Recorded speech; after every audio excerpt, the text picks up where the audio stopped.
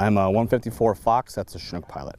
I'm with the Det 1 Bravo Company, 1st of the 168 out of Pendleton, Oregon. Myself and some of the rest of the flight platoon from Bravo Company out of Pendleton are here at NTC along with Blackhawks and Apaches from various other Guard states to support 3 of the 116th Cav out of Idaho in a simulation training exercise. Today we're conducting environmental trainings or dust landing qualifications for some of our newer pilots and crew members. We're doing a day period and then we'll be doing a night period a little later.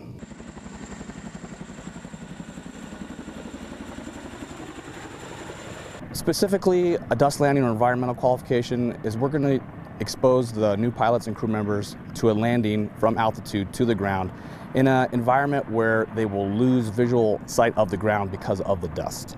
And we're going to train them how to utilize the helicopter's advanced flight control systems to help stabilize it and put us safely on the ground.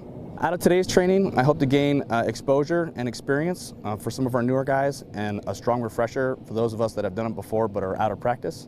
And overall here at NTC, I hope that we get a good exposure to the things that we could be exposed to. It is more real world. This looks a lot like Afghanistan as far as where we're going.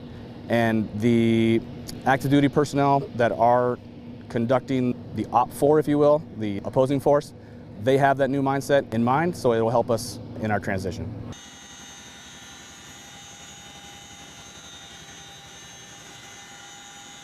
The biggest challenge currently for us as pilots and crew members is the environment. We're operating this first week in what we call a red illume, so the moon is not up, and there's no man-made lights within 50 miles of the National Training Center, and it has been some time since we operated in that kind of condition, so that'll be the most challenging thing for us over here.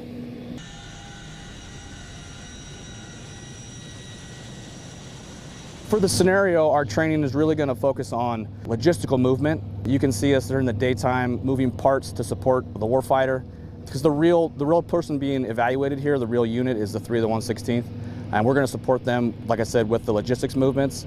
And then during the night period time, we'll be doing some infills, some larger troop movement, so that'll be the training exposure we'll get for ourselves. Looking most forward to here at NTC will be just a good experience and exposure for all the guys. Make sure everybody completes the training safely, and then so we can get home.